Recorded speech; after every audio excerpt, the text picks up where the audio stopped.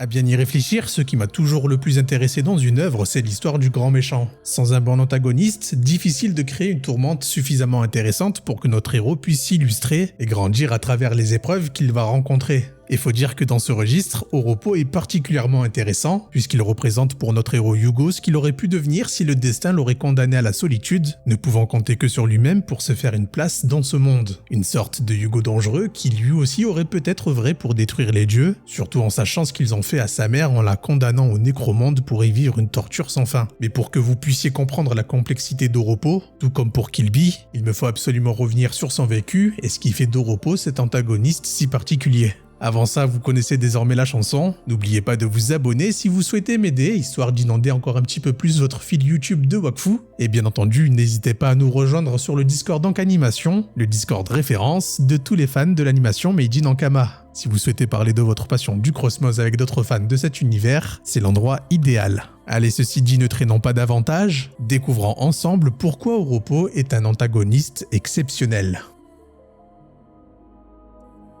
Oropo est ce que l'on appelle un héliotrope, à ne pas confondre avec les héliotropes qui sont le peuple d'Ante issu Yugo. Les héliotropes, eux, sont des versions de Yugo qui se sont incarnées bien avant que quoi que ce soit ne naisse sur le monde des 12. S'ils se sont nommés ainsi, c'est en référence au peuple de leur créateur, Yugo. Une création accidentelle qui s'est réalisée lorsque Yugo a réuni les Sidofus héliotropes pour sauver Tristepin de son combat face à Ogrest. En utilisant ce pouvoir, par manque d'expérience, il fera un souhait sans s'en rendre compte qui a traduit l'envie très forte de Yugo de retrouver les siens, de retrouver sa famille par la création d'alter ego, des sortes de Yugo qui reprennent chacun un trait particulier de sa personnalité, comme son impétuosité ou encore sa combativité. Malheureusement pour son peuple, il n'aura pas conscience d'avoir réalisé ce prodige, laissant à l'abandon des milliers d'êtres vivants qu'il a lui-même conçus. De toute manière, tant bien même il aurait compris ce qu'il a réalisé, qu'il n'aurait rien pu faire vu que leur incarnation s'est faite à l'aube des temps. C'est ainsi que naîtront Oropo et son peuple, livrés à eux seuls dans le passé. Ces héliotropes bénéficieront tous d'une petite particularité supplémentaire. Aucun ne sera né bébé. Ils sont tous nés avec une bonne dizaine d'années derrière eux, comme s'ils reprenaient tous la vie de Yugo au moment où il les a créés, regagnant petit à petit certains souvenirs de Yugo comme ses sentiments pour la confrérie, son amour pour Amalia ou encore plus important, sa manipulation particulière du Wakfu pour créer des portails et des armes de Wakfu.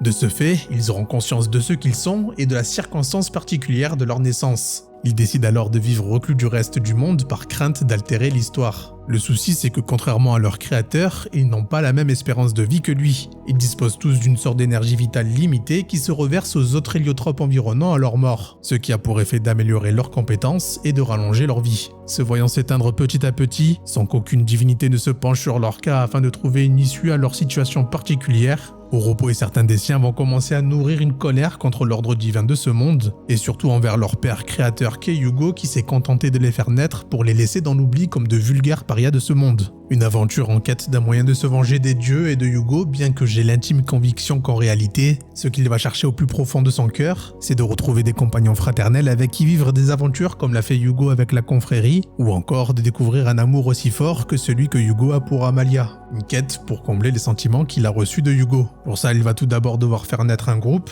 une fratrie d'héliotropes qui eux aussi sont animés par la même soif que lui de vouloir faire bouger les choses, même si les motivations de chacun diffèrent quelque peu. C'est comme ça qu'il va retrouver Bouillon, un héliotrope en quête de force qui a que trop bien conscience que tuer ses congénères le rendra de plus en plus puissant. C'est pourquoi il les traquera pour récupérer leur énergie vitale, dans l'espoir qu'un jour ils puissent se frotter à des adversaires puissants. Oropo cernera très vite Bouillon et lui promettra des combats contre des créatures dont il n'imagine même pas la puissance s'il le suit. Bouillon sera immédiatement conquis par cette perspective et le suivra. Il retrouvera ensuite Aton, un héliotrope à la recherche d'émotions car malheureusement pour lui, il ne ressent absolument rien du monde qui l'entoure. Par contre, il arrive à capter ces sentiments qui lui font défaut dans la conscience d'autres personnes. Et chez Oropo, il y verra une multitude d'émotions très fortes, très variées qui vont saisir Aton et le pousser à le suivre pour continuer sa quête d'empathie. D'autres frères et sœurs comme Desperia, Repulse ou encore Sider le rejoindront, tous des héliotropes qui vont reconnaître en Oropo une grandeur dans sa quête, tout comme la confrérie qui s'était unie autour de Hugo dans son périple pour retrouver les siens. Un schéma qui se reproduit forcément vu qu'Oropo n'est pas si différent que ça de Hugo. À la seule différence que son groupe ne s'appellera pas la confrérie, mais la fratrie. Tout du moins j'aime à croire que c'est ici que le nom a vu son origine, d'autant plus qu'ils sont tous quelque part réellement frères et sœurs. Je vous ai dit que sa quête n'était qu'une excuse pour combler les sentiments de Hugo qu'il a reçus à sa naissance, comme un manque qu'il cherche désespérément à combler. C'est ce qu'il essaye de faire en formant cette bande autour de lui, et c'est ce qu'il fera aussi en se liant avec Echo, une demi-déesse Eniripsa qui elle aussi sera séduite par le caractère noble de ce qu'Oropo cherche à réaliser en voulant punir les dieux pour tout le mal qu'ils ont causé en délaissant leur propre progéniture, leur propre créature. Elle sera tellement séduite par Oropo qu'elle en tombera éperdument amoureuse, elle sera sa confidente, celle qui saura tous ses secrets, tandis que pour Oropo, elle sera la remplaçante parfaite de l'amour inassouvissable qu'il éprouve pour une Amalia qui n'existe toujours pas. Malgré tout ça, Oropo est un être sensé, un planificateur, quelqu'un qui agit ou provoque des choses uniquement quand il pense que c'est nécessaire, car n'oublions pas, Oropo a conscience qu'il est une variable qui n'existait pas avant que Hugo ne le crée, et à ce moment-là, il ne souhaite pas nécessairement causer des troubles qui peuvent être évités. Il faut donc un plan pour réussir à atteindre son objectif. Premièrement, le but était de réunir des êtres exceptionnels avec lesquels il pourrait gagner en puissance pour pouvoir avoir de quoi affaiblir les dieux. Et ça tombe bien puisque Desperia accompagné de Ripulse semblent être les personnes parfaites pour cette mission. Ils sont capables de rendre visite à une tierce personne qui semble leur donner des informations précieuses pour que le plan d'Oropo puisse s'accomplir. Des dires qu'il va croire aveuglément, prouvant qu'à ce moment-là, Oropo avait encore une certaine pureté, une naïveté qui l'empêchait d'imaginer la laideur de l'humain, tant bien même qu'il s'agisse de son frère ou sa sœur. Une naïveté que même le jeune Sider remarque et conseillera à Oropo de faire attention à Ripulse envers lequel il n'a aucune confiance. En tout cas, on a beau dire ce qu'on veut, c'est grâce à ça qu'ils savent que Grugaloragran se cache sur l'île d'Oma et qu'il dispose de l'Elia Cube dont il semble connaître la puissance. Petit problème, un certain Chibi semble l'accompagner alors que normalement il est censé être mort il y a bien longtemps de cela. Cédant même sa place de chef à Hugo, faisant alors de lui le roi des Héliatropes. Un énorme imprévu qui laisse bien des questions en suspens, mais surtout qui se transforme en traquenard pour Oropo et sa bande. Est-ce pour ça qu'il faisait mine de devoir repartir pour collecter de nouvelles informations pour le compte d'Oropo? Nul ne le sait, mais ce qu'on sait c'est que ça commence à sentir le roussi pour notre petite bande d'héliotropes. Bouillon va se faire tuer par Grugaloragran. La fuite sera rendue impossible à cause de Chibi qui va s'entretuer à son tour avec Aton. Certes, ils auront respectivement eu ce qu'ils recherchaient, à savoir le combat de sa vie pour Bouillon, et un florilège de sentiments pour Aton dans ses derniers instants de vie, mais il n'empêche que désormais il ne reste plus que Sider, Echo et Oropo.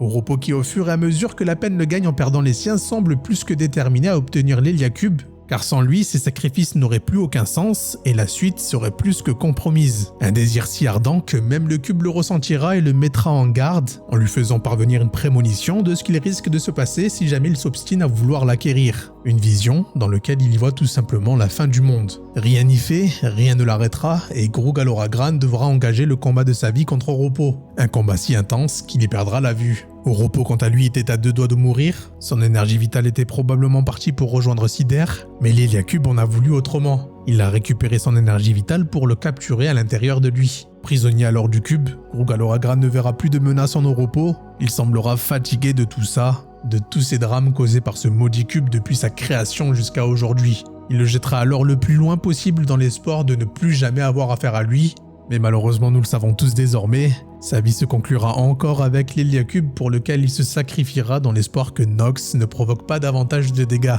Mais ça, c'est une autre histoire. Le corps d'Oropo restera ainsi en vie, mais sans âme pour l'animer, son âme étant captif de l'Elia Cube. Un lien si fort entre le cube et Oropo qui provoquera un miracle. Une dimension va naître, dans lequel nous y retrouvons l'immense tour d'Oropo, pour faire le pont entre l'âme d'Oropo et l'Elia Cube.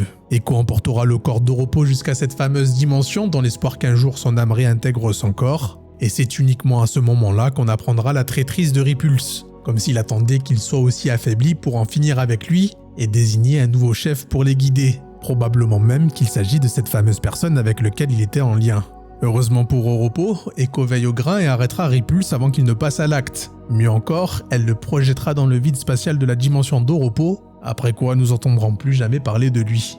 Rappelez-vous, je vous avais dit qu'Echo vouait un amour sans limite pour Oropo. À aucun moment elle ne perdra espoir, elle cherchera désespérément à appeler l'esprit d'Oropo pour qu'il puisse retrouver le chemin jusqu'à son corps.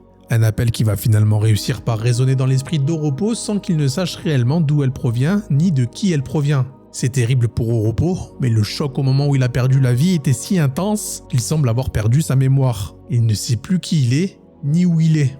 L'Héliacube en a fait son captif et il ne veut plus se détacher d'Oropo. Il est comme tombé sous son charme par sa détermination pour l'acquérir, quitte à perdre la vie, quitte à perdre tout ce qu'il a de plus cher. C'est incroyable car c'est uniquement à ce moment qu'on découvre que l'Héliacube n'est pas un objet inerte, c'est un objet doué d'une volonté. Après tout, c'est vrai qu'il s'agit du cœur d'Orgonax, le cœur d'un méchasme, c'est donc normal de trouver une tonne de secrets autour d'un artefact aussi particulier. Quoi qu'il en soit, l'Héliacube ne veut pas se détacher d'Oropo et il va se battre tant bien que mal pour cacher les appels d'écho pour qu'il ne puisse pas retrouver sa route vers son corps. Pour ça, il va l'envoyer dans une dimension parallèle à celui du monde des 12 dans lequel il va faire la connaissance de ses autochtones. Et à vrai dire, la vie pour lui ne semble pas si mauvaise par ici. Comme si l'Héliacube cherchait à le garder loin du monde des 12 et de ses tourments. Mais il va réussir petit à petit à récupérer sa mémoire, et une fois recouverte, il sera impossible pour lui d'abandonner maintenant vu tout ce qu'il a réalisé et tout ce qu'il a sacrifié. Il va alors se confronter à l'Héliacube pour qu'il le laisse s'échapper de cet endroit et enfin retrouver son corps. Un âpre combat qui va s'inspirer du combat titanesque contre Gruggaloragran,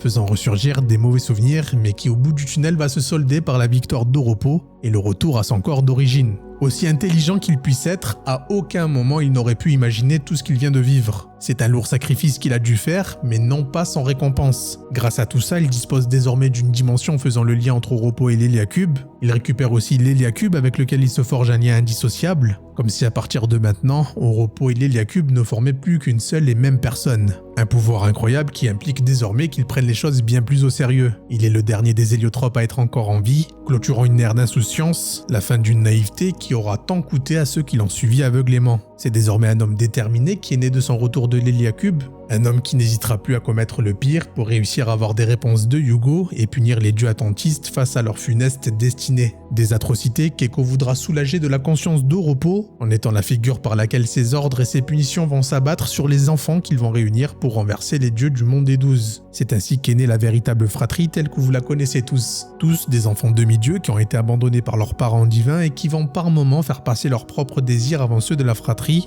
comme notre bon vieux Harrowburg qui a voulu protéger Frigost quitte à perdre les Dofus Héliotropes, un manquement qui a conduit Echo à le tuer en le glaçant pour l'éternité. Un Oropo qui au fil du temps se perd toujours un peu plus dans sa quête, oubliant que dans le fond, c'était les sentiments de Yugo qu'il n'arrivait pas à retrouver qu'il cherchait à combler, sous le fameux prétexte de vouloir remplacer les dieux. Malheureusement, les sacrifices se faisant de plus en plus lourds, il lui était difficile de voir clair. Il s'obstine de plus en plus dans une voie meurtrière, ses sentiments se teintant petit à petit d'une noirceur indélébile. Malgré tout, Oropo cherche encore et toujours à s'entourer de compagnons, des amis avec lesquels il va vivre des moments sincères, des bons moments qui vont réussir parfois à l'extraire de la triste réalité, où il est contraint d'être cruel et implacable pour faire avancer son projet, quitte à ce qu'elle ne provoque la mort de milliers d'innocents. Par exemple, lorsque l'Héliacube arrivera entre les mains de Nox, il lui susurrera les mots qu'il faut pour le rendre avide de sa puissance, l'amenant à imaginer une solution en récoltant du Wakfu pour remonter le temps. C'est à même se demander s'il ne serait pas derrière la mort de Galante et de ses enfants pour torturer encore davantage l'esprit de ce pauvre petit Noximilien. Pareil pour Ogrest, c'est en profitant de l'amour qu'il éprouvait pour Datura qu'il exploitera ça en la faisant disparaître de sa vie au moment où il était censé vivre son amour avec elle en lui offrant les 6 Dofus primordiaux qu'il avait conquis, une disparition provoquant chez Ogrest une tristesse infinie, qu'il va inonder le monde de ses larmes, causant un désastre si terrible qu'il va considérablement affaiblir les dieux en tuant la plupart de leurs fidèles.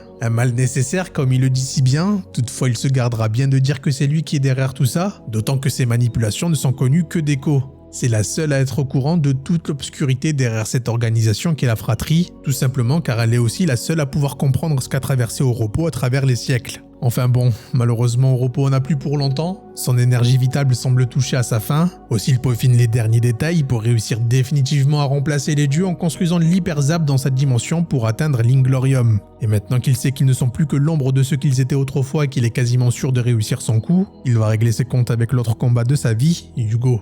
Le voilà arrivé à l'ère des aventures de la confrérie du Tofu, des temps qui vont changer Oropo du tout au tout. Lui qui a toujours eu des sentiments pour ces personnes, les voilà enfin devant lui. Et il ne peut s'empêcher d'éprouver de la sympathie pour eux. Il ne cherche pas à en faire des ennemis, même si effectivement il va faire kidnapper Eleli et Flopin pour en faire ses prochains dieux Kra et Yop. On voit que malgré ça, il réservera le meilleur accueil pour Eva et Flopin dans les tâches d'Echo, et même Eleli sera bien traité à l'entrée de sa dimension. Seulement Yugo, lui, doit payer. Il va payer ses siècles de souffrance, ses siècles de vie inutile où il a sans cesse couru derrière une chimère, une vie tortueuse qu'il désigne Yugo pour responsable. Son insouciance et sa désinvolture a le don de le mettre hors de lui. Lui qui a dû vivre des siècles de sacrifices et de souffrances sans jamais effleurer la moindre chose que son créateur a naturellement autour de lui. Faut dire que Yugo a pour lui le cœur d'Amalia, mais malgré ça il se met des carcans à cause de sa taille. Il a un frère incroyable avec lequel il peut vivre des disputes, des réconciliations, des émerveillements à travers leurs aventures. Quelqu'un qui le connaît par cœur alors que lui n'a plus aucun frère. Il a un foyer avec un père qu'il aime et des petits frères adorables, alors que lui, son père, ne sait même pas qu'il existe. Tant de raisons qui alimentent une colère très forte chez Oropo, et pour se venger de tout ça, il va tout d'abord lui prendre Had pour vivre cet amour fraternel à sa place. Un amour qui va lui être rendu par Adamai qui voit en lui le grand frère, ce fameux Yugo adulte qu'il aimerait avoir par moment. Puis ensuite, il va lui voler le cœur d'Amalia, profitant d'une dispute avec Yugo pour apparaître comme magie au moment opportun. Lui, la version adulte de Yugo qu'Amalia a toujours attendue. Il va petit à petit essayer de tout lui prendre, quitte à limite se faire passer pour Yugo pour qu'il soit accepté. Mais en faisant ça, ironiquement, il va faire ce qu'il reproche à Yugo. Il va simplement renier ses propres relations qu'il a lui-même construites par sa propre volonté. Que ce soit son amour pour Echo ou encore ses amitiés avec la fratrie, au final, peut-être s'est-il rendu compte un peu tard que son cœur cherchait à remplacer tout ce qu'avait Yugo.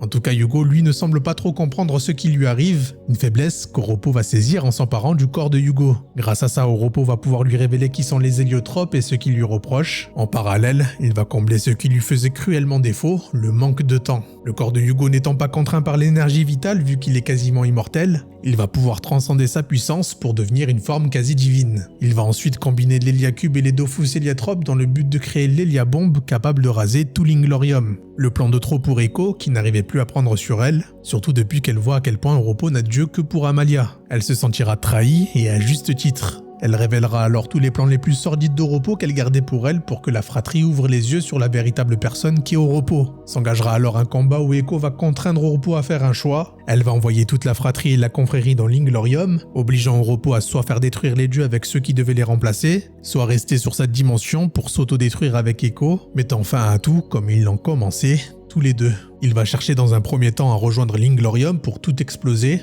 déterminé à en finir une bonne fois pour toutes avec tout ça. Mais sur le chemin, il va se rappeler ses amitiés et surtout l'amour, cet amour qu'on ne vit qu'une fois dans sa vie, et cela pendant des millénaires le concernant. Il va finalement prendre conscience de qui est Oropo, un être bien à part et non pas ce fantôme en quête de vivre la vie de Yugo. Il va alors faire demi-tour pour vivre ses derniers instants dans l'amour plutôt que de la terminer dans la haine. Une fin qu'il vivra sur les lèvres de sa douce et bien-aimée, mettant fin à la dimension d'Oropo ainsi qu'à la vie d'Oropo et d'Echo. Son énergie vitale rejoindra alors son créateur, comme si un destin, une force supérieure, avait prévu que tout ce vécu était lui aussi un mal nécessaire. Un mal nécessaire qui s'est terminé ici-bas, mais qui n'est pas tout à fait terminé dans le subconscient de Yugo. Oropo étant désormais apaisé, il va lui faire confidence de la vision qu'il avait eue de l'Héliacube à laquelle il rajoutera savoir que c'est Yugo qui en sera à l'origine, que les événements le pousseront à recourir à des armes qui le dépassent et qu'à cause de ça, il précipitera le monde à sa fin. Yugo ne l'entendra pas de cette oreille, comprenant qu'Oropo sous-entend que tout comme lui, qu'il va faire la même bêtise qu'avec l'Héliabombe mais pour son propre compte. Ce n'est qu'après avoir vécu les horreurs que sont les nécromes et la complexité d'en venir à bout sans utiliser les grands moyens, qu'il va comprendre qu'Oropo n'était pas forcément dans le faux, comprenant bien mieux ce qu'Oropo essayait de lui expliquer. Oropo l'aidera alors à mieux utiliser ses pouvoirs avec Bouillon pour qu'il puisse contrôler au mieux ce qui se jouera à l'avenir. Et c'est uniquement au moment où Yugo était sur le point de quitter son subconscient qu'il va accepter Oropo comme étant une partie de lui-même, une version de lui qu'il aurait pu être si le destin avait échangé les rôles. Des paroles qu'un peuple entier avait toujours attendues. Enfin, Yugo reconnaît ses torts. Enfin, il reconnaît son peuple comme étant une partie de lui-même. Une fin qui offre à Yugo l'accès total à l'héritage des héliotropes, d'une quête pour détruire les dieux, qui s'est transformée au final en un cadeau d'Oropo et des siens pour que leur créateur puisse protéger le monde sans avoir besoin d'aucun dieu pour ça.